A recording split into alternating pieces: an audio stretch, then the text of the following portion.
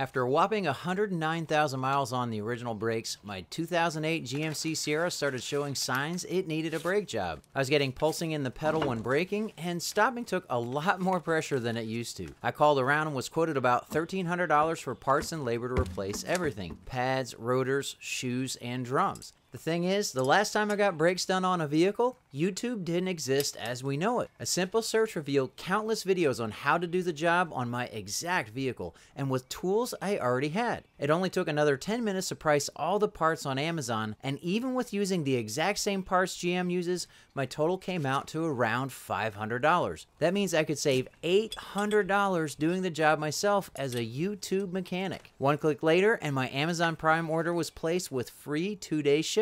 This is not going to be an instructional video, though I have links to the videos I used in the video description. Instead, it's more of a motivational video, my attempt to get you to do more of the work you hire out yourself, and in this case, save a whole lot of money while learning something about how stuff works. I started with the front disc brakes because the job looked a lot easier. As expected, I spent about 45 minutes on the first side, learning my way around the parts as I was matching my actions to the videos I watched. I also had to improvise a bit because the pads were stuck to the calipers, requiring me to remove the calipers and caliper bracket together, then pop them apart. This is the second side, which only took about 15 minutes from start to finish. Disc brake pads are actually super easy to replace, and replacing the rotor is just as easy as removing it to get it turned. Even though you don't need special tools, you do need to have some general tools to get the job done.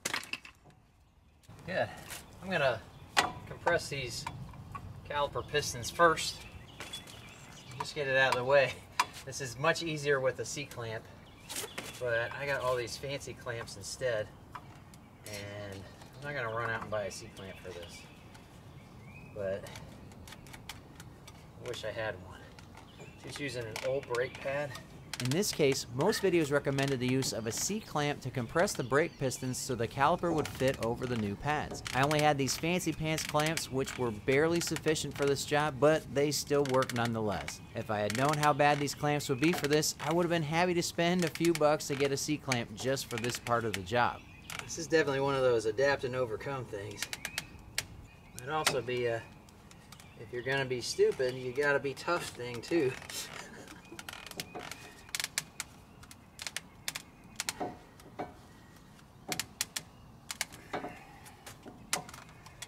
Okay, that should be good.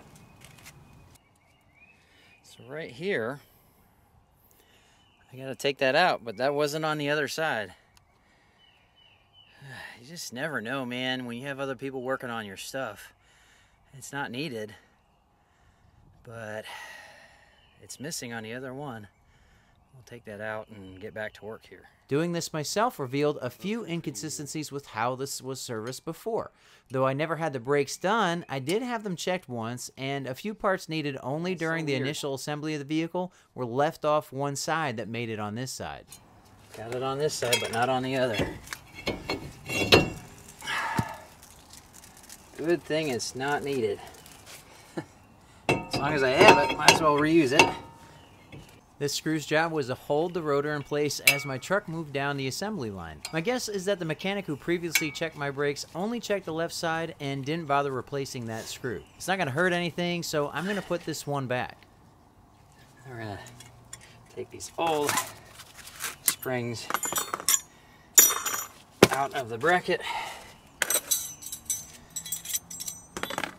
Put the new ones in.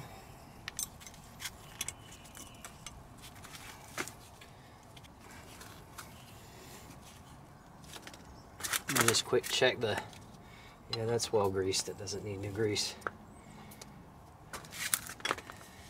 Before I hang the bracket again, I'm gonna hit the bolts.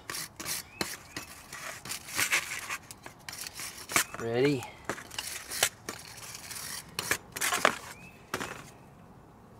With some thread locker. Okay, those are ready to go.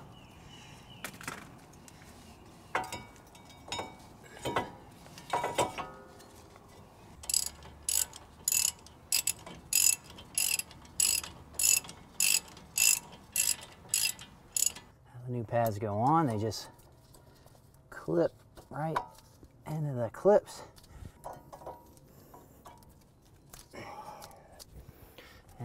And the caliper goes back on.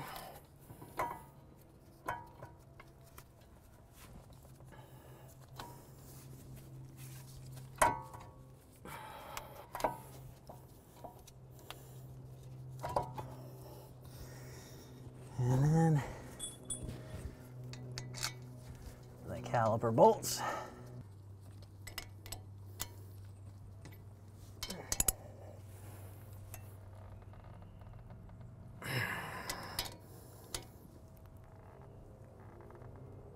Okay.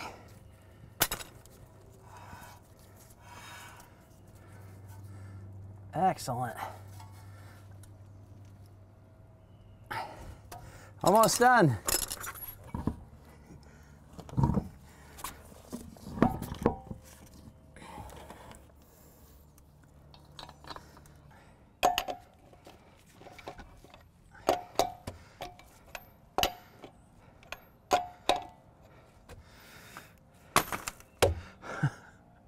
Okay, let's get this thing down. Tighten these up and test it out. That was actually really simple, and I'll be doing all of my disc brake work myself from here out. The rear drums, however, were a different beast of their own. The first side required 45 minutes just to get the W spring that holds the shoe in place properly seated. And no, my language was not family friendly. Oh my God. So the other thing you have to put up with is when people with a lot more experience tell you something's easy, and it is for them. But they're forgetting how hard it is when you haven't done anything like it before.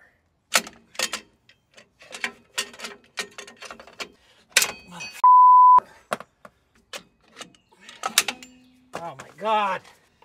Mother humper. God damn it. God dang it.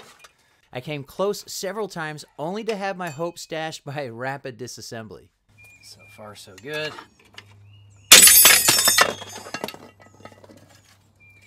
Awesome. That surprises no one, I bet. I stepped away to get some lunch, then came back with a fresh perspective that allowed me to finish the job quite handily. This meant that just like the front disc, the second drum went on much easier.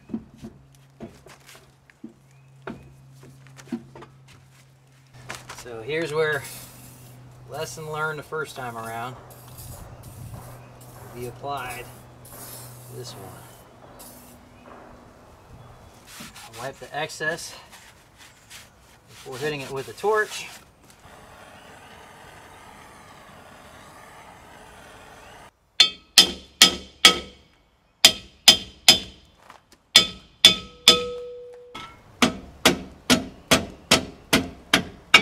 There we go. That's it. Oh. Heat, WD-40, and a little persuasion.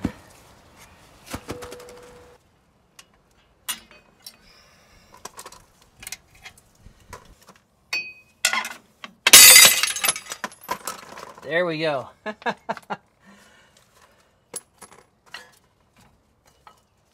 That's awesome. Okay, now we need to do parking brake.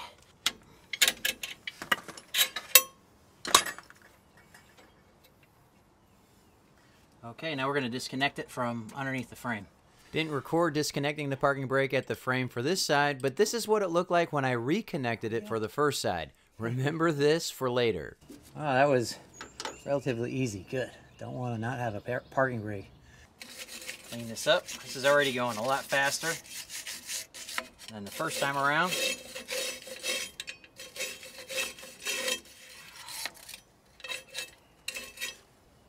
All right, get the new shoes.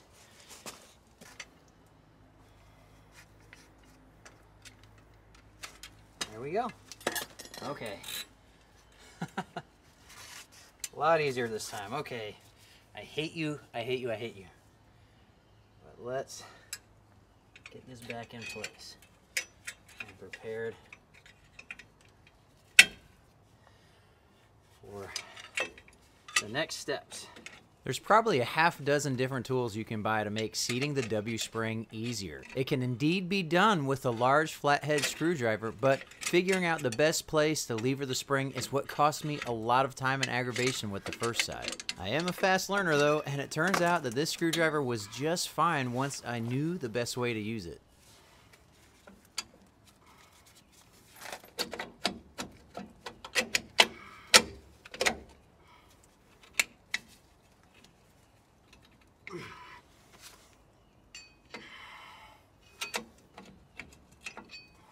Okay, oh, wow, so far so good, and I think I know the trick for this side. So the trick is to grab the spring a lot lower than I was.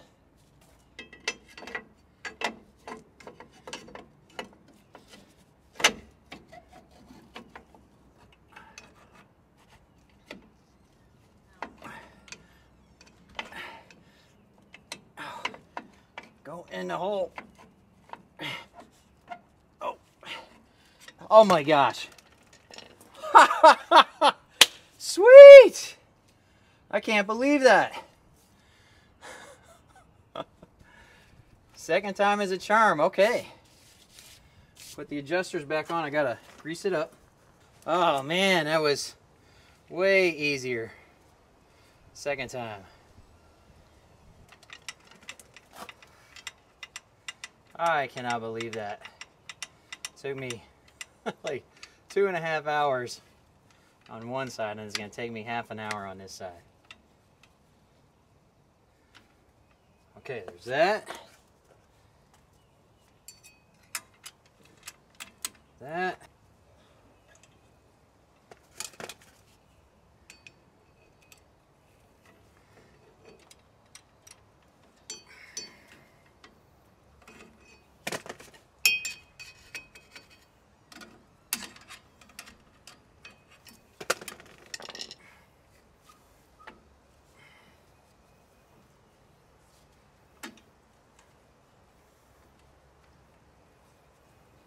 That.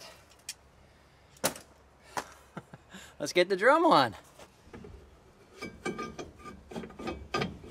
Yep. Doing it that way got that little bit of drag. Yep. Good. Now put the tire on, the wheel. Watch my face here, and you'll see the hesitation as I first realized I forgot something, then realized what it was. Oh, got ahead of myself. I needed to put that parking brake back together again before putting a drum on. But let me see if I can make this work. Might have to pull that all back off. With the drum already back in place, there's just no way I could pull the parking brake cable by hand. So that means I have to backtrack just a few steps. Well, I guess I could have remembered after driving around for a bit. Once the drum was off again, I had no problems getting the cables connected and back in business. All right, now back to business here.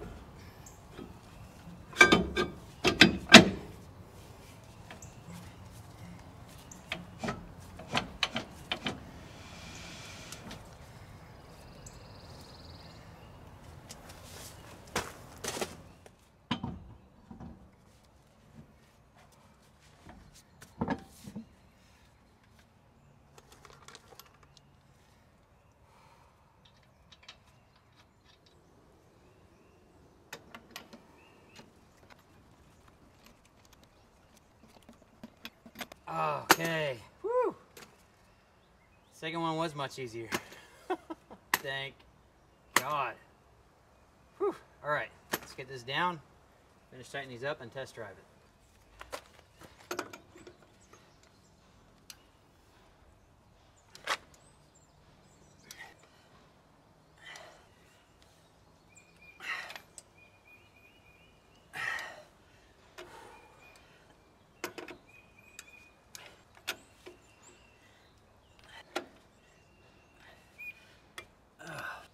All right, hand tight so I can get them off if I need to out in the world.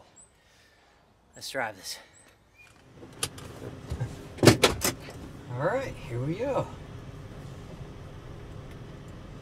Well, I push on the brake and the car stops. Of course, I already know my front brakes work because I did those first. And I tested those first. Drove around for a day on them. It wasn't exactly my plan, but I ran out of time to attack the back ones before having to go to an egg hunt. But so far, no weird noises. No weird feeling in the pedal. Pedal feels nice. And might have noticed, it's quite a test coming out of our driveway because it's a big downhill. I'm gonna do a couple laps in the neighborhood first. It's a big sense of accomplishment doing something like that, and oh gosh, you do in the heat of it, trying to get something done that isn't going as easily as you think it would. You start to wonder, is this worth it? I kept reminding myself, $800. $800. I saved $800 doing this myself, and I probably could have saved more by getting the drums resurfaced. I think the rotors, they were already warped. I was getting pretty good pulse in the pedal. Yeah, brakes feel great. Which is one of the reasons why I really wanted to do it. And then a lot of people just advised replacing the front rotors every time you do brakes on a truck, because you'll actually not only just get better braking performance where you need it because the braking is biased towards the front, but a nice big fat rotor absorbs heat better than the thinner rotor, and the rest of your brakes will last longer. Your new brake pads will last longer. So you might end up saving money in the long run. I don't know. I'm not a mechanic. But I didn't need to be in order to do this, and do this to a safe level that I'm comfortable with. So this isn't a how-to video. I haven't edited it, obviously, but I'm going to show you where I struggled, where things got better for me. So you know, I'm not trying to blow smoke here. It's not as easy as when an experienced guy makes a video on how to do it, any more than, say, disassembling a Ruger 2245 or something like that is easy the first time you do it.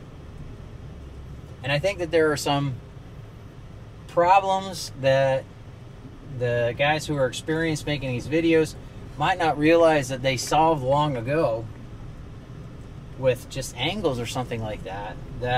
It's just not intuitive to somebody who's never done it before. And so you're going to see that. You've already seen that in this video. But it was still worth it. $800. I saved $800. And I did it myself. I have a much better understanding of how my brakes work, which for me, I'm just kind of a nerd that way. I love seeing how things work. My dad actually graduated from MIT with one of his degrees. He earned 3 degrees from MIT, and one of them was in mechanical engineering, so that rubbed off on me. And I wouldn't say it was fun. I'm not going to lie to you. Doing it was not fun. The front disc, not a problem. No worries. But man, that left rear drum, that was insane. That was so stupid. But I learned that just where I had to put the screwdriver, and you saw, no problems the second time. Some guys hate drum brakes so bad that they'll buy these disc brake conversion kits. But I'm not going to have to do the brakes again for a couple years, simply because I drive 11,000 miles a year, I think now, because I do most of my work from home, not just YouTube, but my other businesses I run from my house. And so I'm only driving to the range, and I do that twice a week, and max. And that's it. Well, sweet. Brakes work. They didn't set on fire. I think I'm good to go. Well, if you want to see more stuff like this, be sure to click right about here to subscribe. You can follow me on Facebook and Instagram. You can see the links right here. I really appreciate you watching Twang and Bang. And I hope to see you next time, because that will also mean that our brakes didn't fail and kill me.